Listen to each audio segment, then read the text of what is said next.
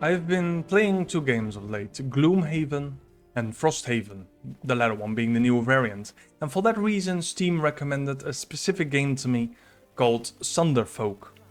This game is stunningly beautiful but rocks an amazing future that is very unique. You and up to 3 friends can control the game using your phones. To start a campaign, you can scan a QR code which will either trigger you to download a free app or simply set you up as one of the players to play the game.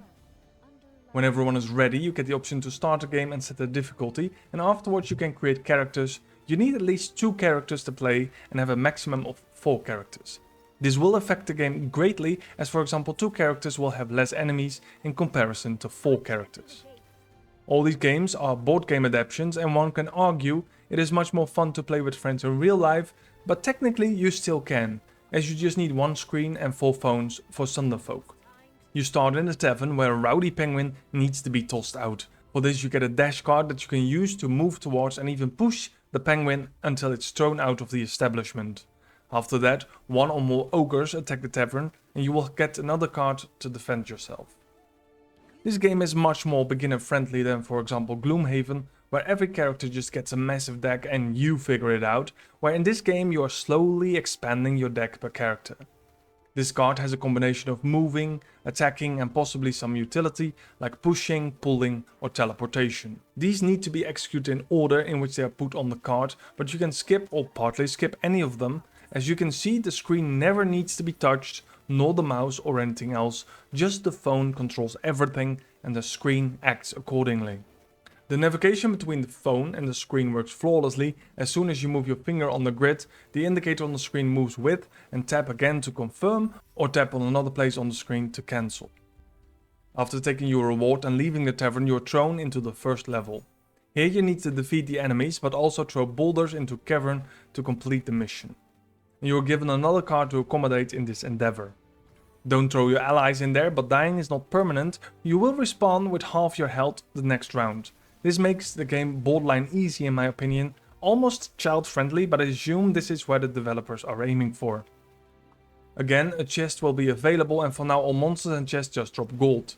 After disposing of the last boulder, you are thrown into a short cutscene about the Tree of Life crystal being damaged and then have to help to save some townfolk.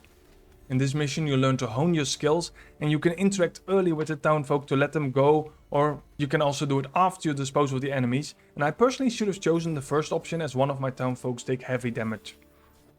You are allowed to name new mobs in any way you like, as well as objects scattered around the map, like this shrine. You probably noticed that each attack requires you to draw a fate card, which is at first really simple, ranging from +2 to -2 damage. But later you will learn to edit the fate deck to increase your odds and buff you. But for now, just yell at your friends when you draw a -2 and completely forget about the many times you actually drew a plus card.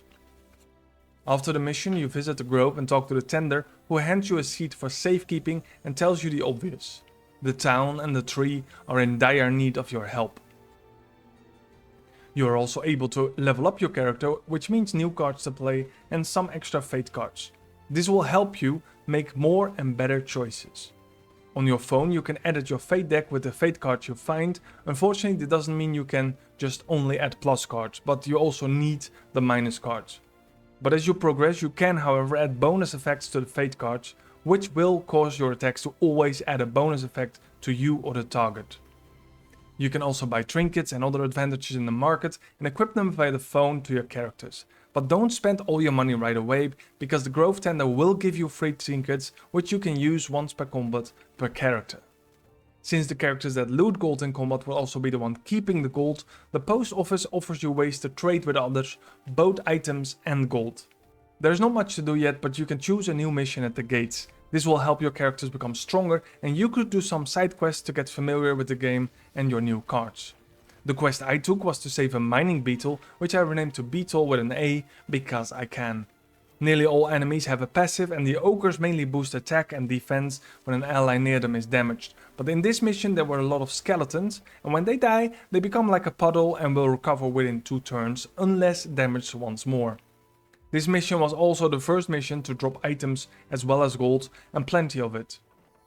The mission requires to free the beetle, which then needed to be aimed at the exit at the other end of the map.